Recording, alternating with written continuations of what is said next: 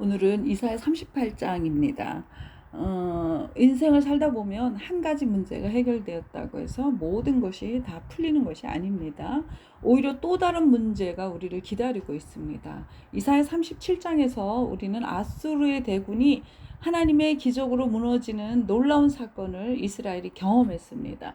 상상할 수 없는 일이 눈앞에서 일어난 것입니다. 그러나 그것이 끝이 아니었습니다. 바로 다음 장, 오늘 이사야 38장에서 히스기야는 죽을 병에 걸리는 또 다른 위기를 맞이합니다. 인생은 설상가상처럼 한 고비를 넘기면 또 다른 고비가 찾아오는 현실입니다. 그렇다면 믿음이란 무엇인가? 바로 끝없는 문제 속에서 그 문제를 만날 때마다 다시 무릎을 꿇는 기도입니다. 자, 38장 읽겠습니다. 그때 히스기야가 병들어 죽게 되니 아모스의 아들 선지자 이사야가 나아가 그에게 이르되 여호와께서 이같이 말씀하시기를 너는 내 집에 유언하라 내가 죽고 살지 못하리라 하셨나이다 하니 히스기야가 얼굴을 벽으로 향하고 여호와께 기도하여 이르되 여호와여 구하오니 내가 주 앞에서 진실과 전심으로 행하여 주의 목전에서 선하게 행한 것을 기억하옵소서 하고 히스기야가 심히 통곡하니 이에 여호와의 말씀이 이사야에게 임하여 이르시되 너는 가서 히스기야에게 이르기를 내 조상 다윗의 하나님 여호와께서 이같이 말씀하시기를 내가 내 기도를 들었고 내 눈물을 보았노라. 내가 내 수안에 15년을 더하고 너와 이 성을 아수르의 왕의 손에서 건져내겠고 내가 또 이 성을 보호하리라. 이는 여호와께로 말미암는 너를 위한 징조이니 곧 여호와께서 하신 말씀을 그가 이루신다는 증거이니라. 보라 아하스의 해시계에 나아갔던 해 그림자를 뒤로 10도를 물러가게 하리라 하셨다 하라 하시더니 이에 해시계에 나아갔던 해의 그림자가 10도를 물러가니라. 유다왕 히스기야가 병들었다가 그의 병이 나은 때에 기록한 글이 이러하니라. 내가 말하기를 나의 중년의 수월의 문에 들어가고 나의 여생을 빼앗기게 되리라 하였도다.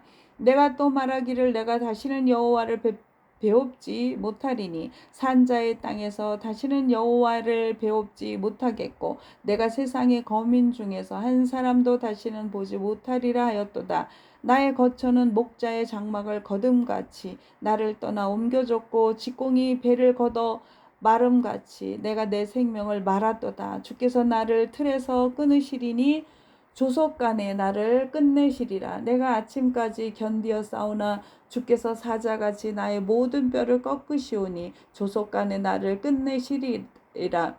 나는 제비같이 학같이 지저귀는 비둘기같이 슬피 울며 내 눈이 쇠하도록 앙망하나이다. 여호와의 내가 압제를 받사오니 나의 중보가 되옵소서. 주께서 내게 말씀하시고 또 친히 이루셨사오니 내가 무슨 말씀을 하오리까? 내 영혼의 고통으로 말미암아 내가 종신토록 방황하리이다. 주여 사람이 사는 것이 이에 있고 내 심령의 생명도 온전히 거기에 있사오니 원하건대 나를 치료하시며 나를 살려 주옵소서. 보옵소서. 내게 큰 고통을 더하신 것은 내게 평안을 주려 하심이라. 주께서 내 영혼을 사랑하사 멸망의 구덩이에서 건지셨고 내 모든 죄를 주 등 뒤에 던지셨나이다. 수월이 주께 감사하지 못하며 사망이 주를 찬양하지 못하며 구덩이에 들어간 자가 주의 신실을 바라지 못하되 오직 곧 산자는 오늘 내가 하는 것과 같이 주께 감사하며 주의 신실을 아버지가 그의 자녀에게 알게 하리이다. 여호와께서 나를 구원하시리니 우리가 종신토록 여호와의 전에서 수금으로 나의 노래를 노래하리로다. 이사야가 이르기를 한 뭉치 무화과를 가져다가 종초에 붙이면 왕이 나으리라 하였고 히스기야도 말하기를 내가 여호와의 전에 올라갈 징조가 무엇이냐 하였더라. 아멘. 우리가 37장에서 이게 국가가 위기를 맞이했죠. 그렇게 하고 38장에서 또 왕의 개인이 위기를 맞이했습니다. 문제는 한 번으로 끝나지 않아요. 우리가 믿음으로 살 때에도 또 다른 시험이 찾아옵니다. 그러므로 믿음은 문제의 유무가 아니라 문제 속에서 기도하는 연속성에 있습니다. 히스기야는 죽을 병에 걸리자 벽을 향해서 눈물을 흘리며 기도합니다. 우리가 기도할 때 눈을 감고 기도하는 것은 내 눈에 보이는 현실은 나를 도울 수 없음을 인정하는 것이라고 합니다. 그런데 이제 벽을 향했다는 것은 뭡니까? 사람도 세상도 아닌 보이지 않는 하나님만 바라본다는 아주 확고한 그러한 태도입니다. 그의 기도는 단순히 살려주세요가 아니라 내가 주 앞에 행한 것을 기억하옵소서라는 그러한 고백을 하는데, 이 기도를 보면서 하나님 앞에 참 당당하다. 하나님 앞에 당당하다. 우리가 사실은 하나님 앞에 모두가 죄인이거든요. 그런데 이렇게 당당하게 기도할 수 있는 그러한 그 아버지와의 관계, 인 거라는 생각이 듭니다.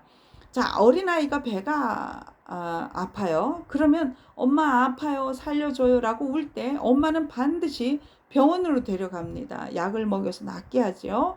아이는 엄마를 믿기 때문에 울 수 있는 것이고, 그것이 우리의 기도도 이와 같습니다. 우리는 하나님을 신뢰하기 때문에 또 울고 부르짖죠. 하나님은 결코 외면하지 않습니다.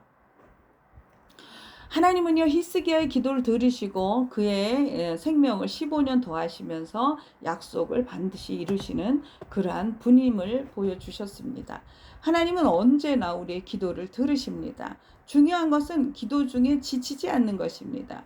내가 또 기도하면 하나님이 또 도우실 수 있다는 그러한 믿음 가운데 우리가 살아야 하겠습니다. 우리가 등산할 때요, 이게 저기만 올라가면 정상일 줄 아는데 정상에 도달했다고 생각되지만 또 다른 오르막이 기다리고 있는 경우가 있습니다. 그때 포기하지 않고 한 걸음 더 나아가면 마침내 정상에 이릅니다.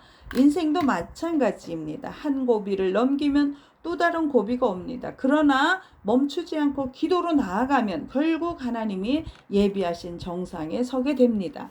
사랑하는 성도 여러분, 인생은 한 번의 기적으로 끝나지 않습니다. 문제는 끝없이 이어지지만 믿음은 그 문제 속에서 끝없이 하나님께 무릎을 꿇는 것입니다. 믿음은 기도의 연속성이에요.